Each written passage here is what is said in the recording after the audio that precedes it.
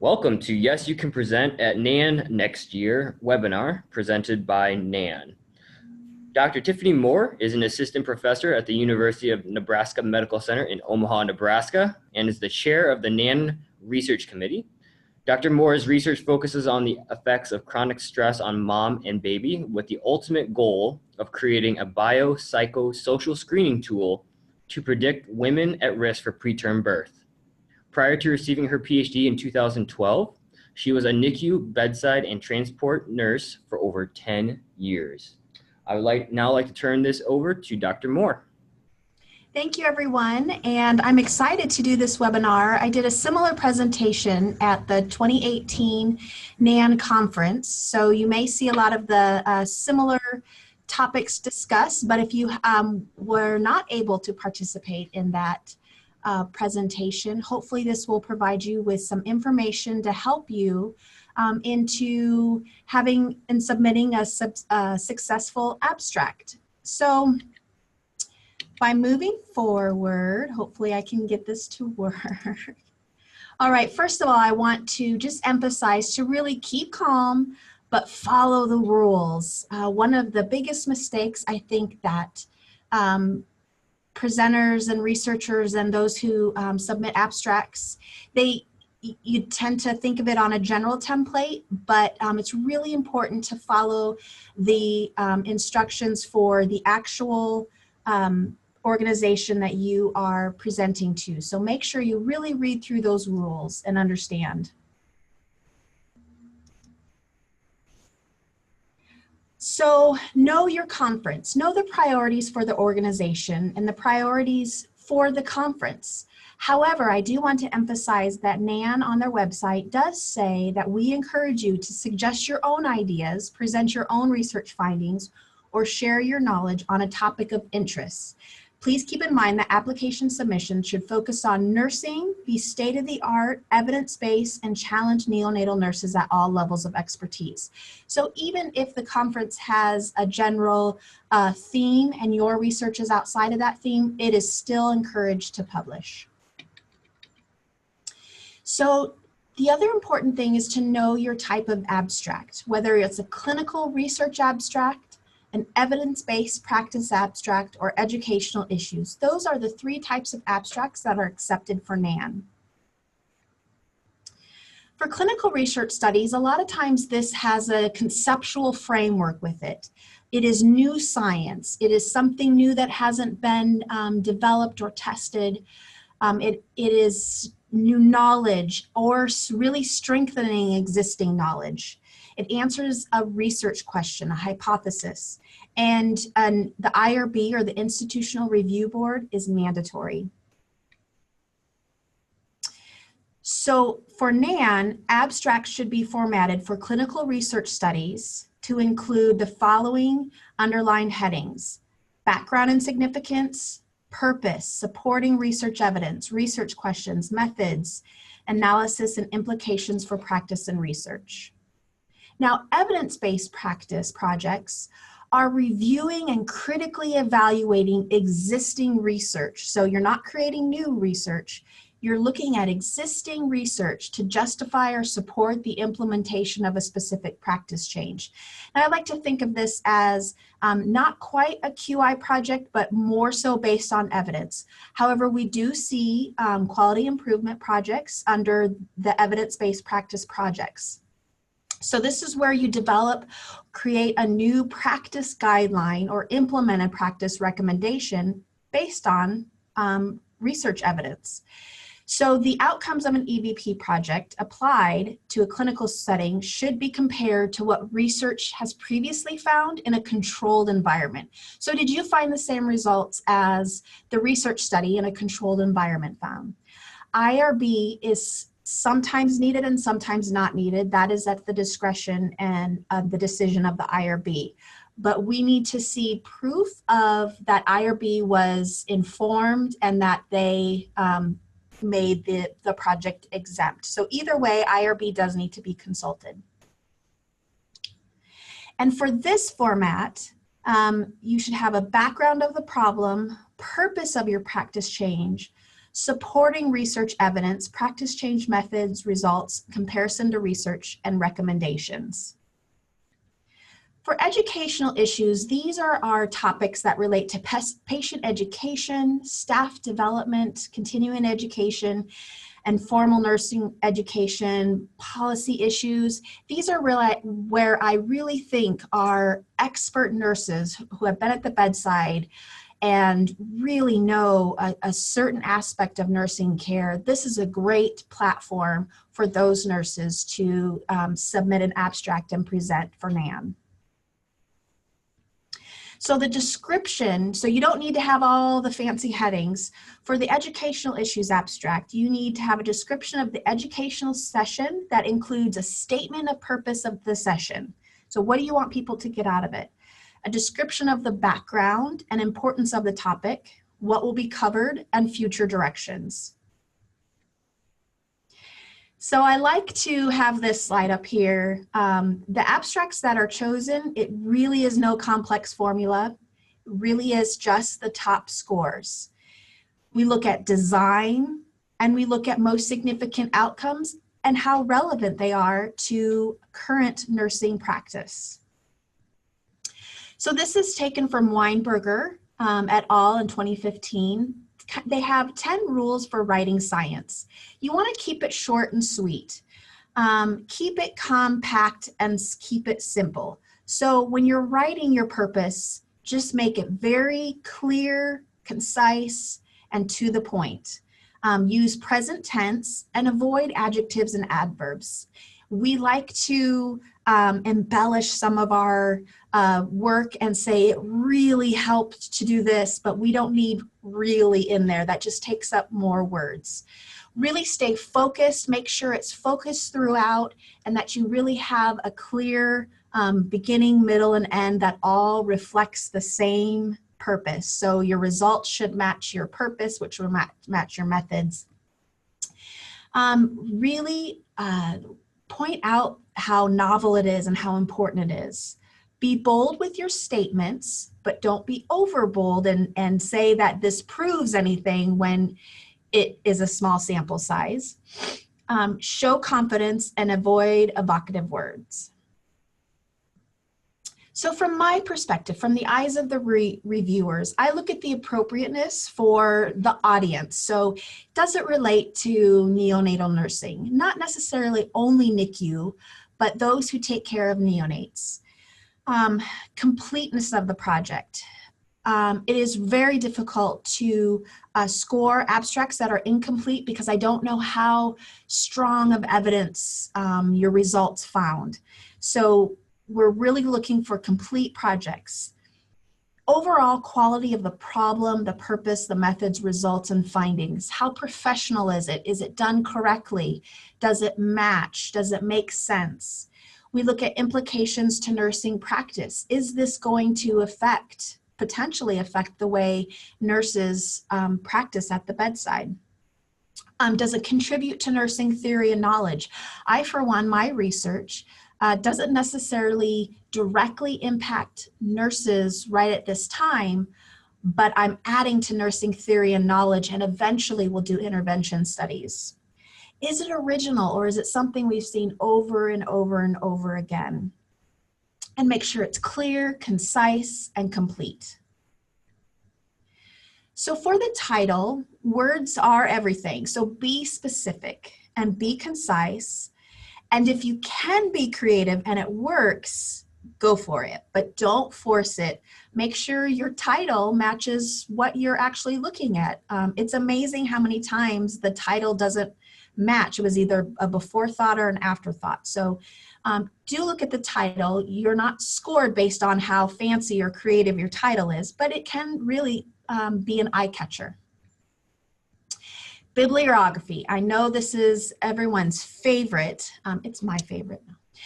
So it's not always asked, but NANN does ask for a bibliography. We ask for 3 to 5 references and that they're current, so less than 5 years from the date, so less than 5 years from 2019.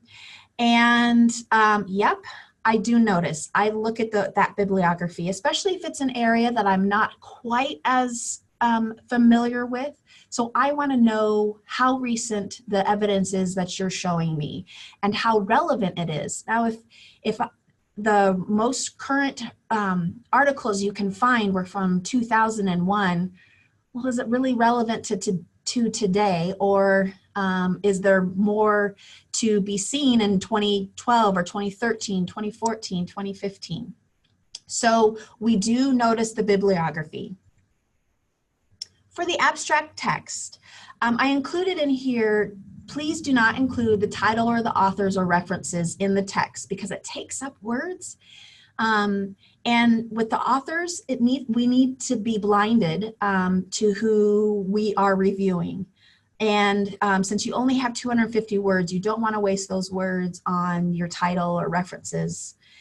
And definitely use the heading specific for your type of abstract. So if it's an EBP abstract, use those headings that I discussed earlier. And those headings are clear on the NANN website.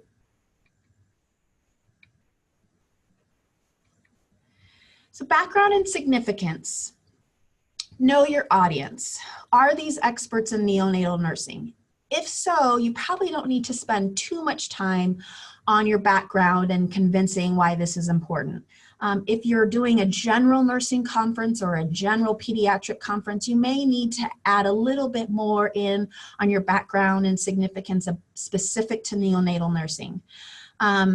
Everyone loves statistics, especially me. So I want to know, okay, if this is a problem, how big of a problem is it? What's the incidence? What's the impact? How important is this really? What is the gap? Really address the so what? So if we do fix this, what does that mean? You know, really make that clear in 2 to 3 sentences. And so use your words wisely. The purpose should be one clear sentence, and literally you say, the purpose is to XYZ. And it should match the gap. So if there's a gap in knowledge of XYZ, then the purpose is to study XYZ. You're supporting research evidence. You want to summarize and synthesize the literature. It's similar to the background, but don't forget to include. It is different. Especially with the EBP projects, the supporting research evidence, I want to know how you rated the evidence, the strength of the evidence. And this usually is 1 to 2 sentences, maybe more if you have a lot of evidence to review. So the research questions, and this is for the research abstract only. So this is also called your specific aims, objectives, hypotheses, questions. Those are all the same thing. They really should be concise and measurable and match your background and match your purpose.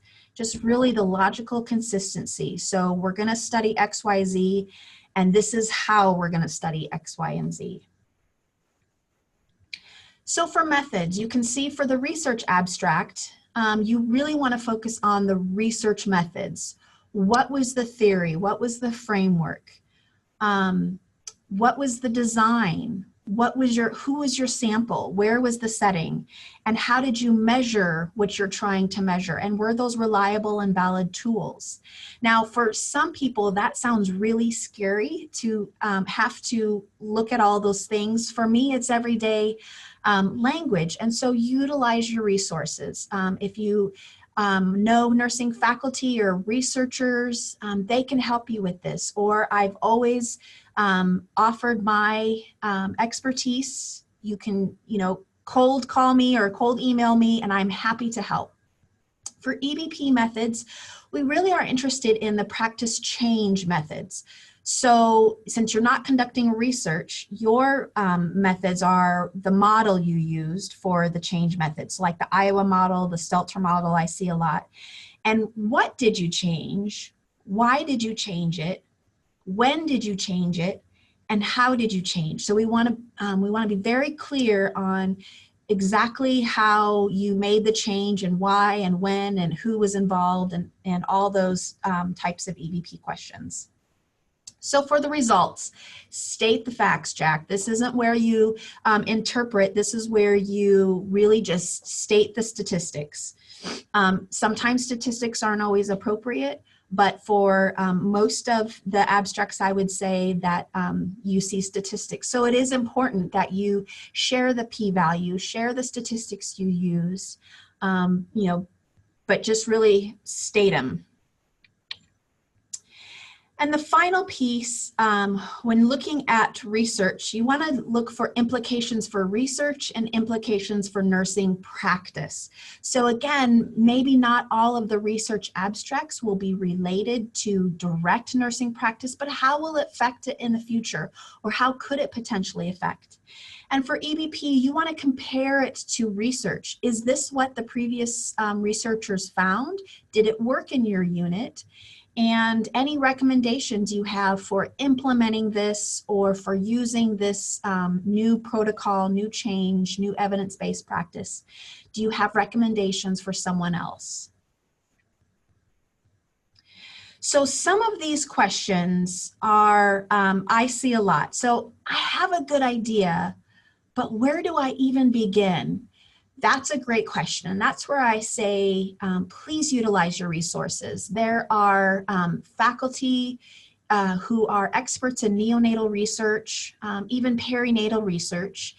If you are in a larger institution, there may be other physicians or physical therapists or pharmacists who have their PhD and who do conduct research.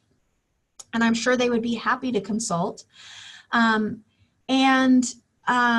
Yeah, there's research articles out there. I know I quoted a couple or referenced a couple in this seminar, but you don't have to do this alone. So there's a lot of us that have been trained to do this and happy to help. Again, I always offer my services. So how do I know if I need IRB approval? That is IRB specific, and that is a decision that they should make. You usually give them, write up your protocol. This is what we're going to do, and there's usually a form that you fill out. A lot of times they will ask you more questions about it because they want to make sure they are very clear of what you're trying to do. And a lot of times they may come back and say, nope, this is exempt. This is not research. So you can move forward. A lot of times a quality improvement study is just that. You're implementing it on every single participant or every single subject. So you don't really need to enroll people. Now, if you're enrolling people and they have the option to participate or not participate, that is research. Or if you're doing something new and you're testing something that's never been tested before, that is research. I think sometimes evidence-based practice is unclear of if that needs IRB or not, and so that is where you need to be very clear at what you're doing and ask the IRB. So APA format for references, no, you do not need to use APA format for references. The good news is that if you look on Google Scholar, there is a little quote mark on there, and that will actually provide the evidence for you or provide the reference for you, the citation for you in any in APA format and in any kind of other format you want. But it does not need to be APA format. We just need to be able to know the name of the article, the journal, and the author. How many people review the abstracts? Just one or a group of people? Great question. So most organizations will have at least 3 reviewers. I know for NANN, my committee, we split up the abstracts, and then I do review all of them, and it is based on scoring. For the NANN Research Summit, that is something that we actually, because that's a smaller amount of abstracts, and so we all review all of them and actually discuss together as a group. So it isn't dependent on one person. it is dependent on multiple people. And a lot of times when there's discrepancy in scorings, then a lot of times people will get together and discuss. So, or if people have questions, we ask each other. So there are multiple people involved. So you never have to worry that it's just relying on one person. So for contact information, you can see the email here for the NANN education team, education@nann.org. And for NANN member services, info@nann.org, and there's a 1-800 number. These are the references that I did use. And again, a lot of the information came directly from the NANN's website. Also, a book that I use is the Gray Grove and Sutherland book. Couple articles in there, and there is my contact information. And please feel free. If I may not be able to directly help you, I may know someone in your state or nearby or someone in your area that would be happy to help you. So again, please utilize resources. And that is the end of my webinar. Thank you very much for participating, and I hope you learned something. And again, if there's anything you need, I'm happy to help.